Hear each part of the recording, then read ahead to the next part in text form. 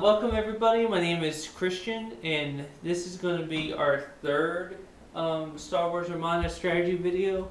This one we're going to go over the different objectives and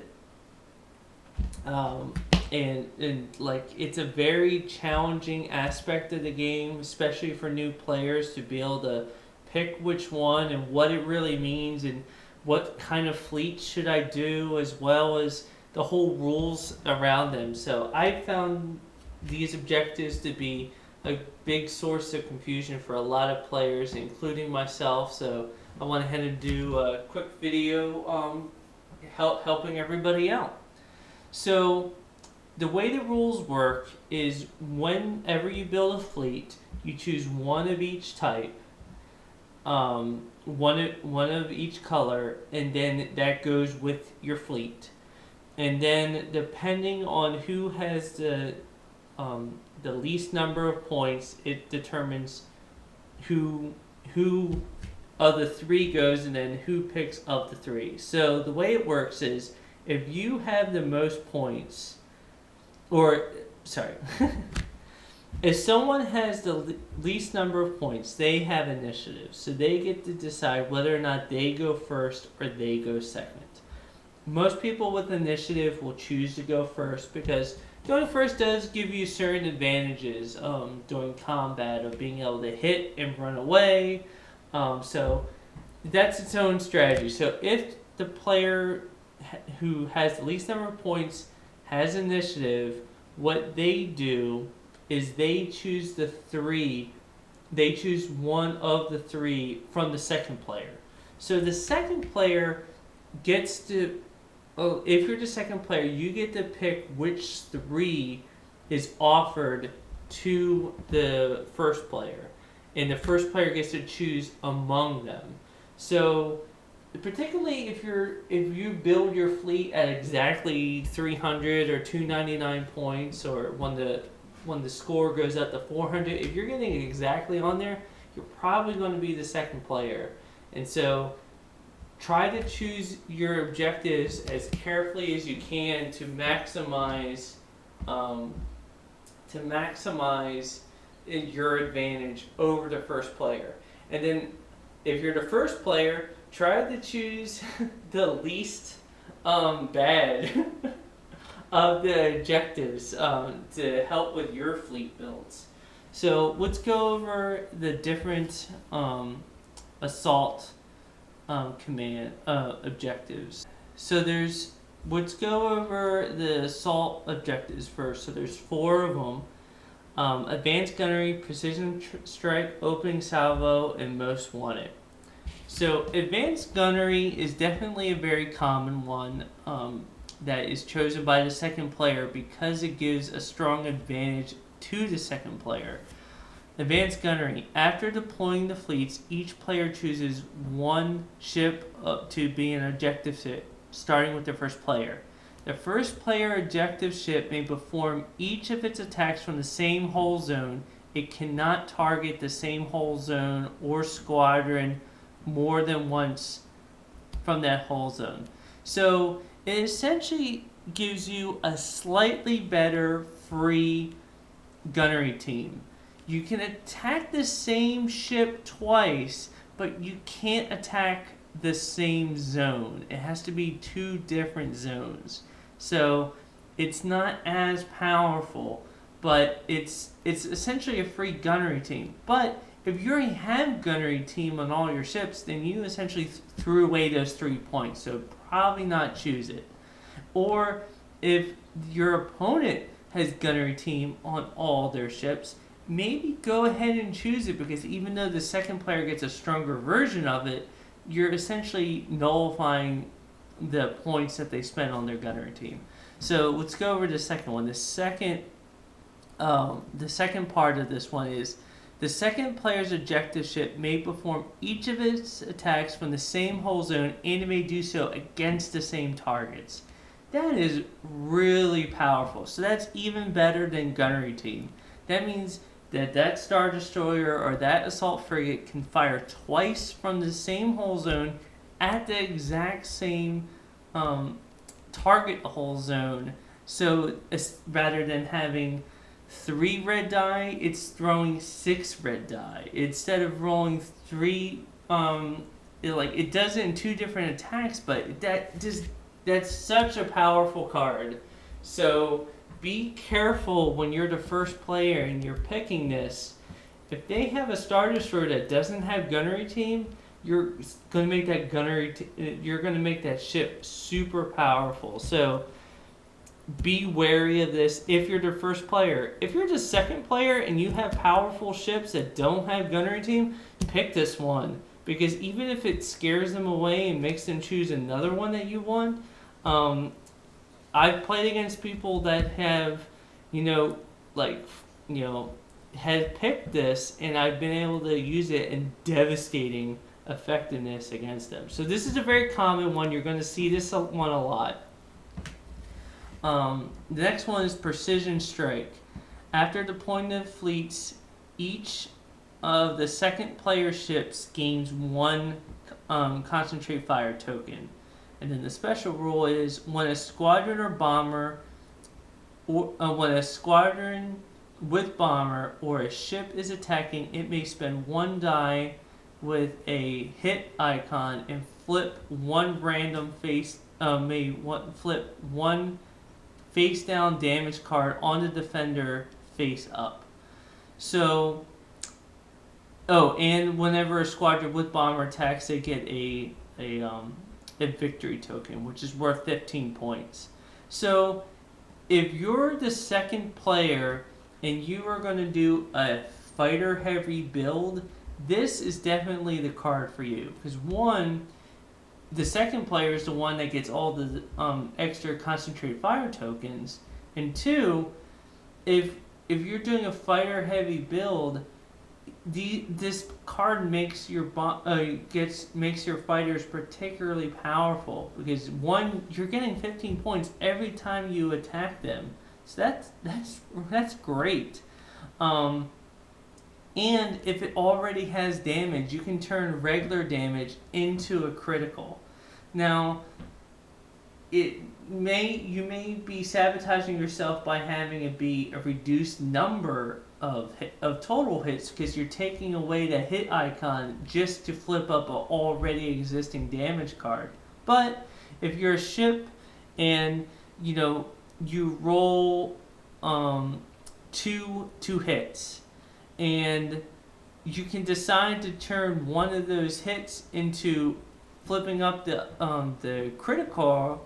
If they have a brace impact command token, those 2 hits are going to become 1 hit anyway. So so in that case, go ahead and give yourself the critical effect and the power. So it's a little complicated. Read it a few times over for yourself, but the main thing is, if the second player is a fighter heavy build or a corvette heavy build, because you're going to get a lot of extra tokens, then the second player, go ahead and choose this one. But if you're the first player and they have a lot of fighters that have bomber or a lot of ships, just like a large number of ships, don't give them the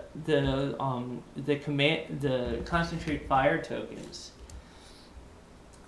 This one's a little bit simpler. Opening salvo.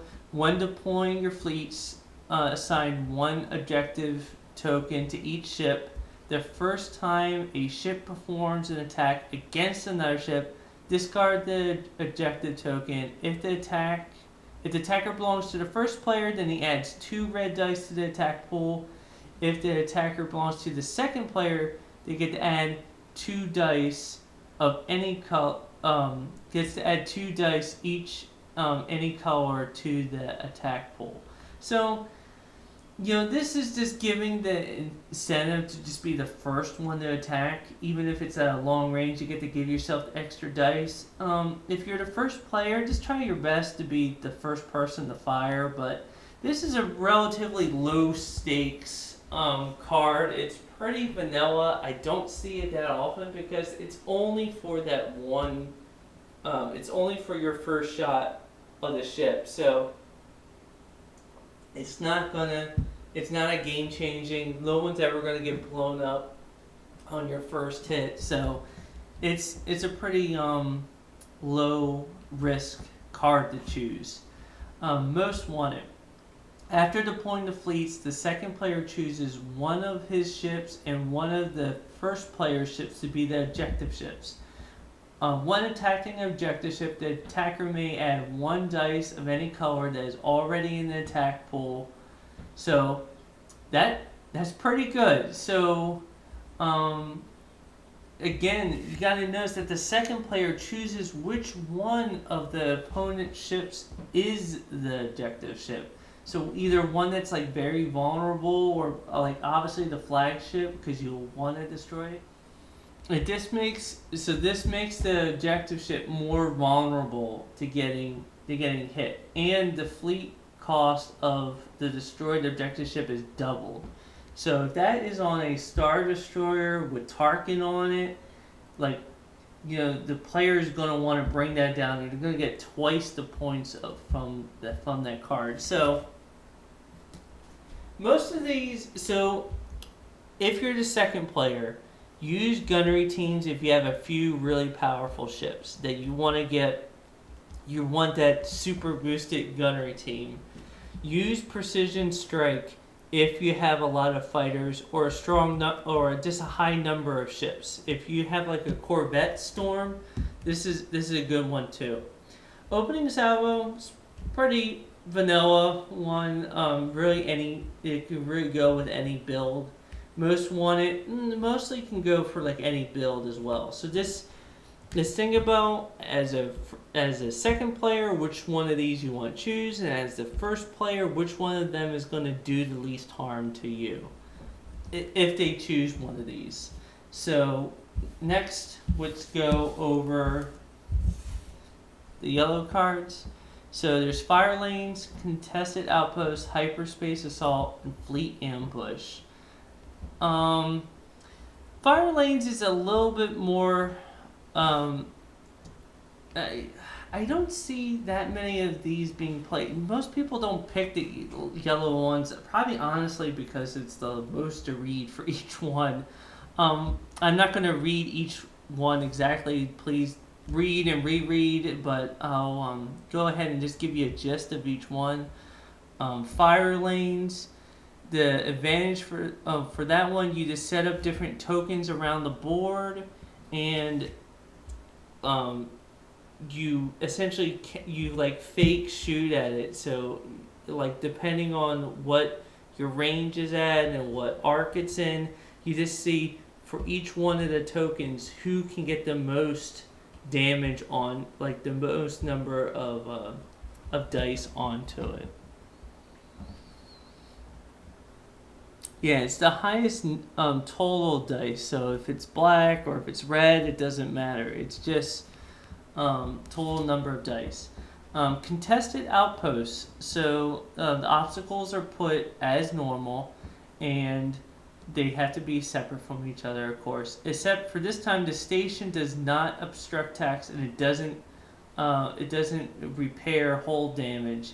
It's just a outpost that you're trying to attack, and at the end of the round, each player sums up the command value of his ships at distance 1 of the station. The player with the highest gains 1 victory token. So this is at the end of each round.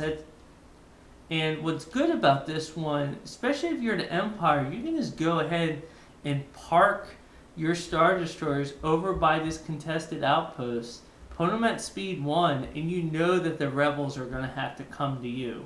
So if I'm the Empire, I actually like normally choosing this one because it makes the board effectively smaller, because you know they're more likely to go in a particular spot. So if you're the Empire and you're the second player, that's a good one to choose. Next one is hyperspace assault.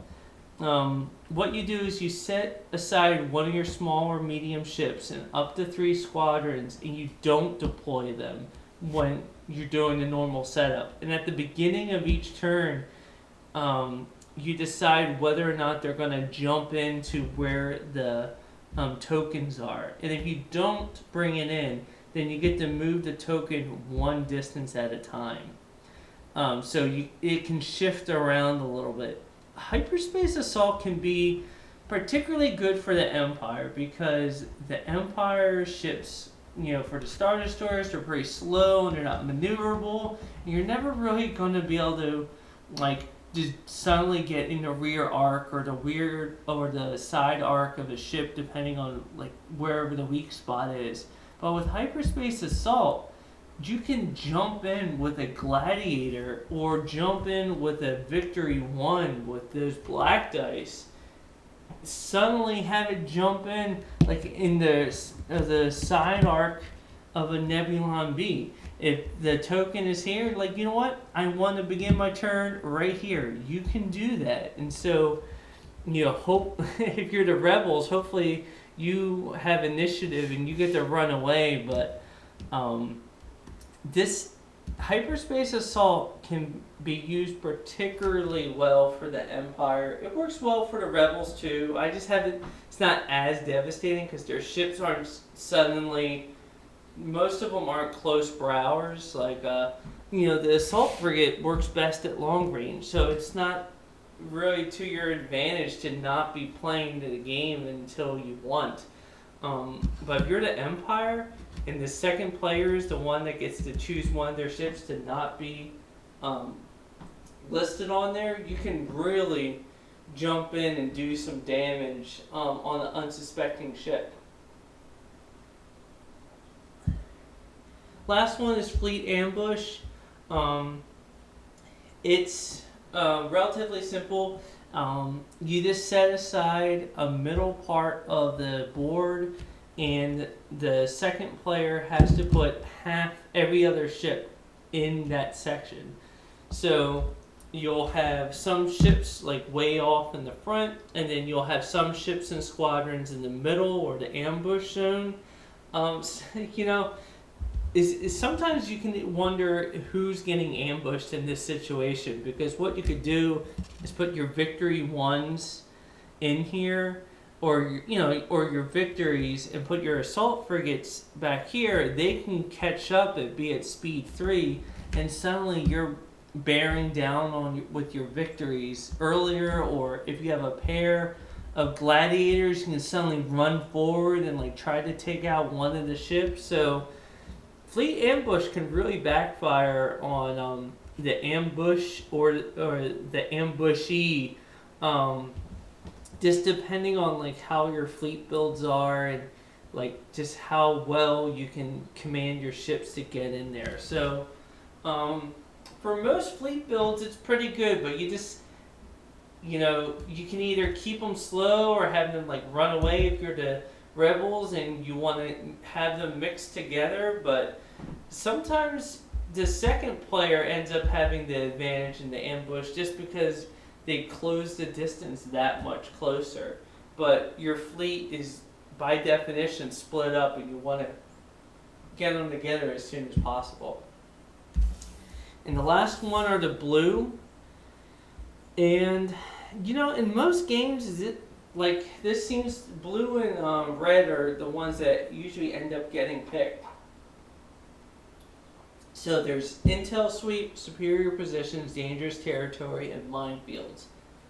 As I had mentioned in the Rebel video, if you're playing Dama, you should always choose minefields. Because minefields, the second player gets to place all the obstacles, and whenever the first player goes over them, you roll 2 blue dice for every hit. It's a face down damage, and for each critical, it's a face up damage. I mean, if you're playing Dama, which isn't terribly common, but if you are playing Dama, you should definitely be minefields, because you get to utilize that power of choosing their criticals as much as possible.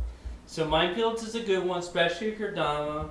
But even if it's a good